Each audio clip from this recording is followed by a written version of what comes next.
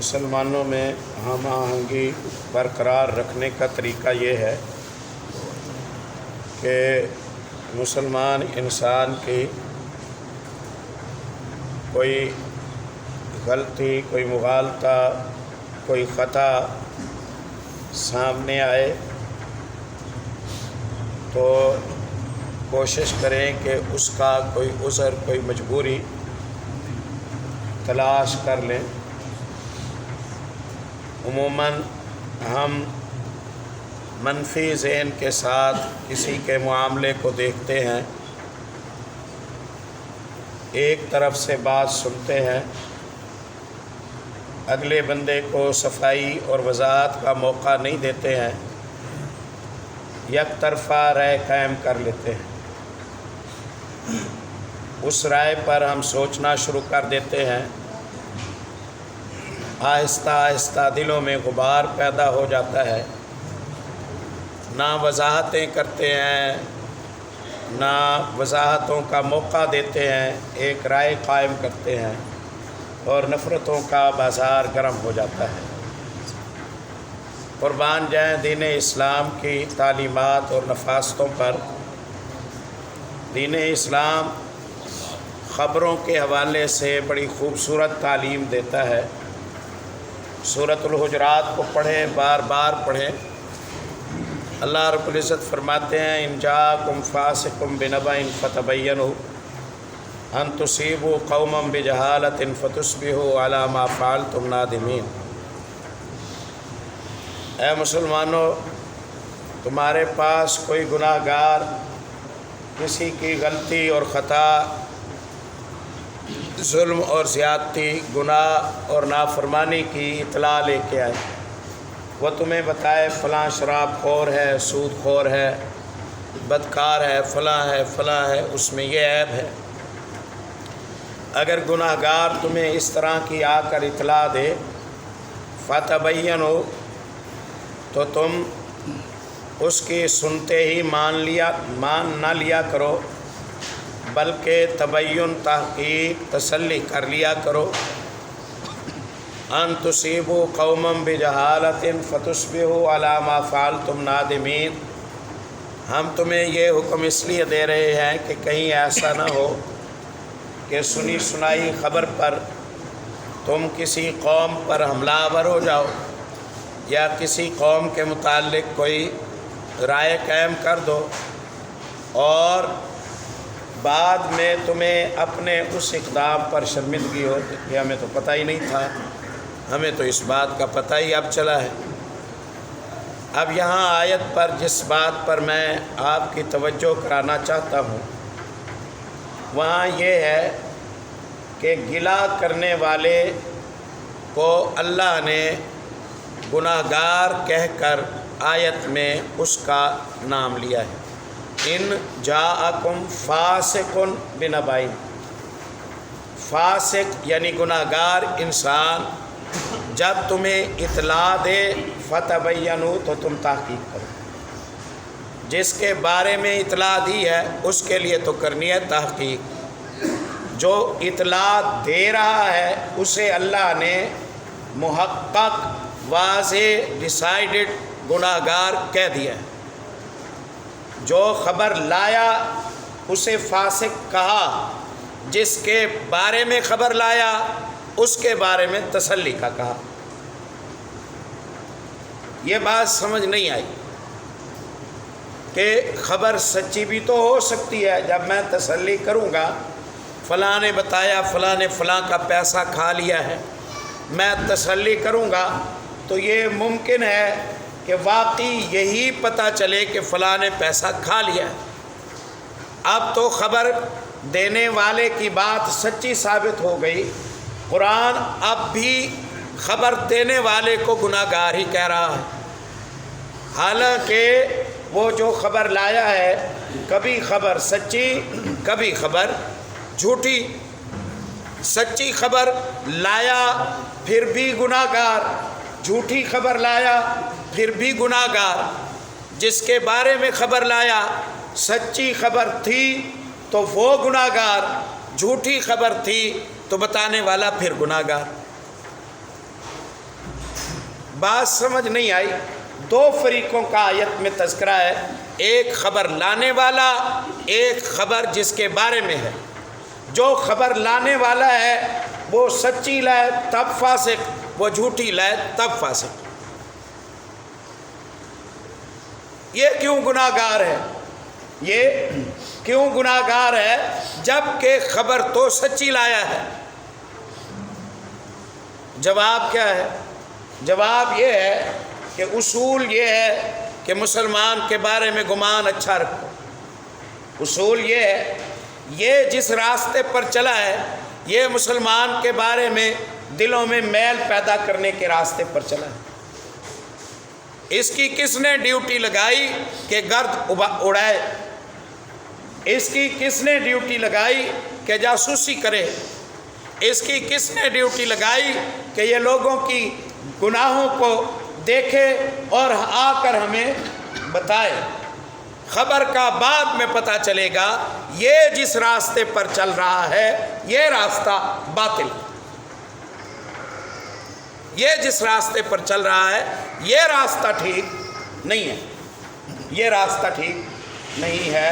تو یہاں پہلے خبر دینے والا فاسق اور پھر غلطی خبر کی بغیر تصدیق کے اسے مان لینے والا، یہ فاسق ہوا، یہ فاسق ہوا۔ تو سبحان اللہ، آداب اسلامیہ کی یہاں بنیاد پڑتی ہے، یہاں بنیاد پڑتی ہے۔ امام شافعی رحمۃ اللہ علیہ کا میں قول اکثر بیان کیا کرتا ہوں، خبر ملتی ہے کسی کے بارے میں، وہ ایسا ہے وہ ایسا ہے، میں کہتا ہوں شاید سننے میں فرق آ گیا ہے، شاید بتانے والے نے غلطی کی ہے، شاید اس کی مجبوری ہوگی، بندہ ایسا نہیں ہے، شاید کوئی کام پڑ گیا ہوگا، شاید پھنس گیا ہوگا، شاید کسی نے جبر کیا ہوگا، بندہ ایسا نہیں ہے۔ میں اپنی رائے کو پاک رکھنے کی کوشش کرتا ہوں، اور کوئی شاید میرا نہ چل سکے تو میں اپنے آپ سے کہتا ہوں محمد بن ادریس تو کس رولے میں پڑ گیا ہے، جو بھی ہوگا اللہ موجود ہے، اللہ کی عدالت موجود ہے، اس نے اللہ کی عدالت میں چلا جانا ہے، تو خامخواہ رولے میں پڑا ہوا کہ اس نے یہ کیوں کیا، یہ کیوں کیا۔ مجھ سے بھلا حساب اللہ نے لینا ہے کہ میں بتاؤں کہ فلاں نے ایسا صحیح کیا یا غلط کیا، میں اپنی نبیڑوں وہ اپنی نبیڑے۔ سبحان اللہ، یہ راستہ ہے، یہ راستہ ہے۔ اور پیارے بھائیوں، یہ بات چھوٹی نہیں ہے، یہ بات امت مسلمہ کو جن بڑے بڑے سانحوں کا سامنا کرنا پڑا، اس کے پیچھے یہی چغل خوری کی صورت۔ سیدنا عثمان ابن عفان رضی اللہ تعالیٰ عنہ کی شہادت ہوئی، مظلومانہ شہادت ہوئی، مدینے میں شہادت ہوئی، دفاع کرنا چاہتے تھے مدینے کی پاک زمین پر، اگر کرنا چاہتے تو خون خرابہ ہو جاتا، بچاؤ ہو سکتا تھا۔ عثمان ابن عفان رضی اللہ عنہ کا گھر کا گھیرا تنگ کر دیا گیا اور مسجد میں آنا بند کر دیا گیا، پانی کی سپلائی بند کر دی گئی۔ عثمان رضی اللہ تعالیٰ عنہ سے ان دنوں ایک بندہ کہتا ہے، بخاری میں حدیث آتی ہے، میں نے جا کے پوچھا، انہوں نے تو مصلی پر قبضہ کر لیا ہے، اب نماز ان کے پیچھے پڑھے کیا کریں؟ کہا الصلاۃ خیر من اعمال الناس، نماز تو اچھا کام ہے نا، جب اذا احسن الناس فاحسن معهم، لوگ اچھا کام کریں تو تو ان کے ساتھ اچھائی میں تو شریک ہو۔ بندے میں کتنا انصاف ہے، بندے میں کتنی عاجزی ہے، بندہ جھول نہیں کھاتا ہے، بندہ جھول نہیں کھاتا ہے۔ یہ اتنے سارے لوگ، کوئی کہاں سے کوئی کہاں سے کوئی کہاں سے اٹھ کے آیا، امیر المومنین عثمان ابن عفان رضی اللہ عنہ کی جان لینے کے لیے آئے۔ وجہ کیا ہے؟ فاسق نے خبر دی، انہوں نے بغیر تصدیق کے اس خبر کی تصدیق کی، لاوا پکا، تصدیقیں وضاحتیں نہ ہوئیں، آخر بغاوت کی فضا پیدا ہو۔ یہ مدینہ نبویہ ہے، مسجد اپنا حج کا موقع ہے، مکہ مکرمہ ہے، مینا کا میدان ہے۔ عمر ابن خطاب رضی اللہ عنہ کے بیٹے فقیہ امت عبداللہ ابن عمر رضی اللہ عنہ اپنے خیمے میں بیٹھے ہوئے ہیں، ساتھی موجود ہیں۔ ایک مصری آیا، اس نے آ کر کہا، آپ صاحب آپ سے مسئلہ پوچھنا چاہتا ہوں، اگر آپ سچا جواب دیں تو پوچھ لوں۔ کہا پوچھو، کیا پوچھنا چاہتے ہو؟ کہا میں پوچھنا چاہتا ہوں، بہت لوگوں سے پوچھا ہو، کسی نے تسلی نہیں کرائی، آپ اگر تسلی کرائیں تو پھر تو میں آپ سے پوچھتا ہوں۔ کہا پوچھو، جھول تو نہیں ماریں گے؟ ڈنڈی تو نہیں ماریں گے، غلط بیانی تو نہیں کریں گے۔ کہا نہیں کروں گا، تو پوچھ تو صحیح کیا پوچھتا ہے۔ کہا مجھے یہ بتائیں کہ احد کے دن جو لوگ فرار ہو گئے تھے، عثمان ابن عفان ان میں تھے؟ عبداللہ ابن عمر رضی اللہ عنہ اس کے جہاں سے سگنل آ رہے تھے نا وہاں تک پہنچ گئے۔ کہا ہاں تھے۔ شاباش، پہلا بندہ بہادر دیکھا، جرأت مند دیکھا ہے، پہلا بندہ عظیم آدمی دیکھا ہے جو بندہ کسی کا لحاظ نہیں کرتا، کھری حق بات کہتا ہے، جس پر مرضی آئے۔ بندہ خوش ہو گیا، بندہ خوش ہو گیا کہ چلو میرے چینل سے بات کر رہے ہیں۔ فرار ہو گئے تھے؟ ہاں ہو گئے تھے۔ کہا چلو پہلی بات تسلی۔ اس نے آگے بھی 70 بندوں سے پوچھنا ہے، ہر وہی صحیح ہوگا جو اس کی ہاں میں ہاں ملائے گا، ہر وہ غلط ہوگا جو اس کی بات کا انکار کرے گا۔ اس کا منہج اس کا اپنا نفس ہے۔ اللہ دوسرا سوال یہ ہے کہ حنین میں بھی اسی طرح ہوا تھا؟ کہا ہاں حنین میں بھی اسی طرح ہوا تھا۔ تیسرا سوال ہے بدر میں بلا یہ شریک نہیں ہوئے تھے؟ کہا ہاں بدر میں یہ شریک نہیں ہوئے تھے۔ چوتھا سوال ہے کیا حدیبیہ کی صلح میں بیعت رضوان میں 1400 بندوں نے محمد صلی اللہ علیہ وسلم کے ہاتھ پر بیعت کی، عثمان ابن عفان نے بیعت نہیں کی؟ کہا ہاں یہ بھی ٹھیک ہے۔ کہا سوال پورے، جواب پورے، شکریہ، میں جا رہا ہوں۔ دوسرے خیمے میں جا کے اس نے پھر دوسرے مولوی سے پوچھنا ہے، مسئلہ یہی پوچھنا ہے۔ یہ بم ہے جو جہاں جہاں پھیل رہا ہے نا، یہ بس اپنے جراثیم پھیلاتے ہوئے لوگوں کو کے ذہنوں کو مقدر کر رہا ہے، بے سمجھی کے راستے پر چل رہا ہے، جانے لگا۔ عبداللہ ابن عمر رضی اللہ عنہ نے کہا کہ آؤ، جواب پورے نہیں ہوئے، سارے جواب سن جاؤ، سارے جواب سن جاؤ۔ ابھی تم نے باہر نکل کے کہنا ہے جو میں کہہ رہا ہوں یہ تو عبداللہ ابن عمر کہتے ہیں، میں خود پوچھ کے آیا ہوں، میں خود بات کر کے آیا ہوں، تو نے 4 مثالیں لگانے ہیں لوگوں کے درمیان، تو نے جراثیم پھیلا دینا۔ آپ پوری بات سمجھ کے جائیں۔ اس نے کہا کیا بات ہے؟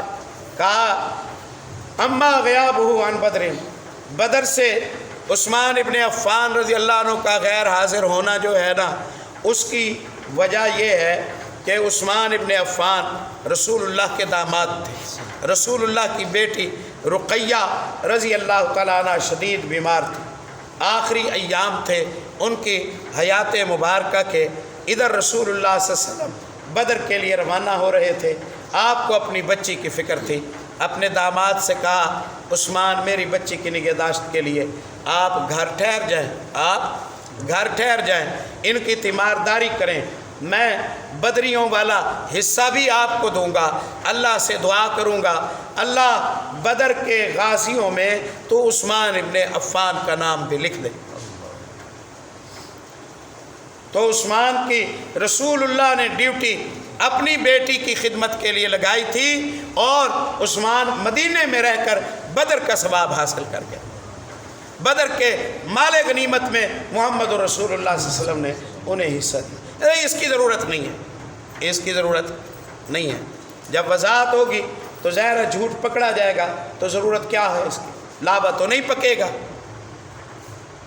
احد والے دن اور حنین والے دن تو کہتا ہے کہ چلے گئے تھے تو ایک عثمان تھوڑی گئے تھے، تو اکیلے عثمان کا کیوں پوچھتا ہے؟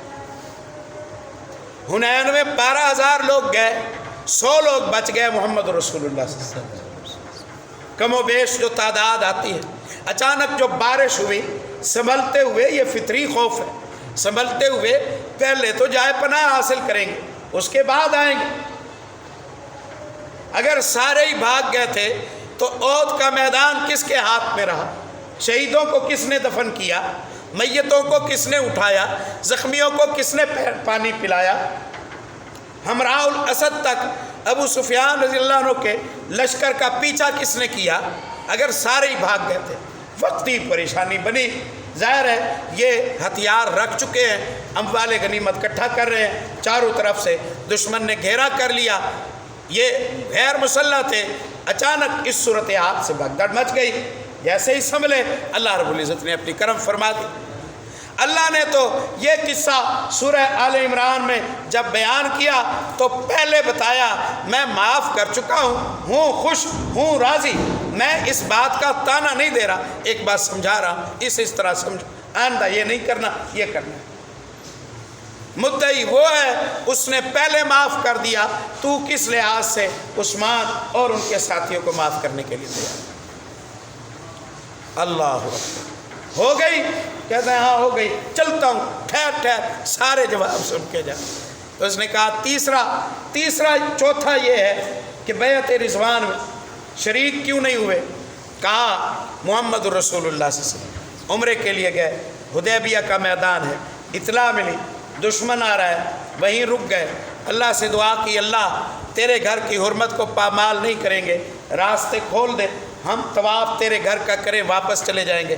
دشمن نے روک لیا ہے، آنا جانا بات چیت، آخر صلح ہو، آخر صلح نہیں ہو، بندہ بھیجا جاؤ بات کرو، بندے کو انہوں نے گرفتار کر لیا سیدنا عثمان ابن عفان۔ کہا ہمارا سفیر گیا تھا بات کرنے کے لیے، کہا ہم نے شہید کر دیا ہے، ہم نے شہید کر دیا ہے عثمان، آپ کو اطلاع ملی، عالم الغیب اللہ ہے، آپ نے کہا تم نے شہید کی سفارت کے قانون ضابطوں آداب کو تم نے توڑ دیا، ہم تجھے معاف نہیں کریں گے۔ درخت کے نیچے بیٹھے آپ نے فرمایا آؤ میرے ہاتھ پر بیعت کرو، آؤ وعدہ کرو جان دے دیں گے، عثمان کے خون کا بدلہ لے کر رہیں گے، ہم نتائج سے بے پرواہ ہو کر ہم قریش مکہ کی اینٹ سے اینٹ بجا دیں گے۔ انہوں نے عثمان ابن عفان رضی اللہ عنہ کو جو پیغام دینے گئے تھے انہیں شہید کیا تو کس جرت کے ساتھ کیا؟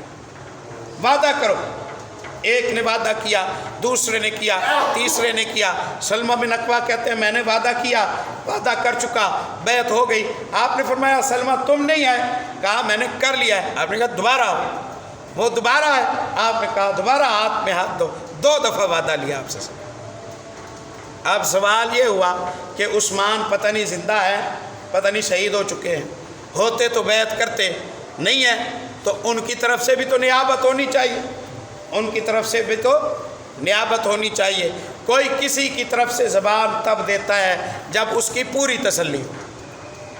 آپ نے فرمایا یہ میرا ہاتھ، یہ عثمان کا ہاتھ، ایسے ہاتھ بلند کیا، یہ عثمان کا ہاتھ، سمجھ آ گئی؟ آگے آپ نے فرمایا میرا ہاتھ عثمان کا ہاتھ۔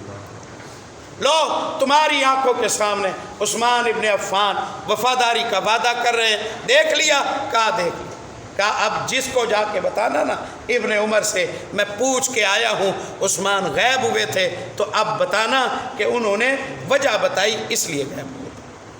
اب آدھی خبریں دے کر تو جراثیم چھوڑے گا، لوگوں میں بغاوت پیدا ہوگی، اور وہی ہوا۔ آدھی خبریں سن کے لوگ جوش میں آئے، اور اس جوش کی وجہ سے سیدنا عثمان ابن عفان رضی اللہ عنہ کو شہید کیا گیا۔ آج کے جو شیلوں کو بھی آدھی خبریں دے کے اور ناقص معلومات دے کے غلط گمراہ کن باتیں بتا کر انہیں جذباتی کر کے کبھی نمازیوں پر حملہ آور کرا دیتے ہیں، اور کبھی اسلامی مملکت میں خلفشار پیدا کرنے کی صورت ہو جاتی ہے۔ اللہ تعالی ہمیں صحیح آداب شرعیہ علم اور اہل علم سے سمجھنے کی توفیق نصیب فرمائے۔ سبحان اللہ۔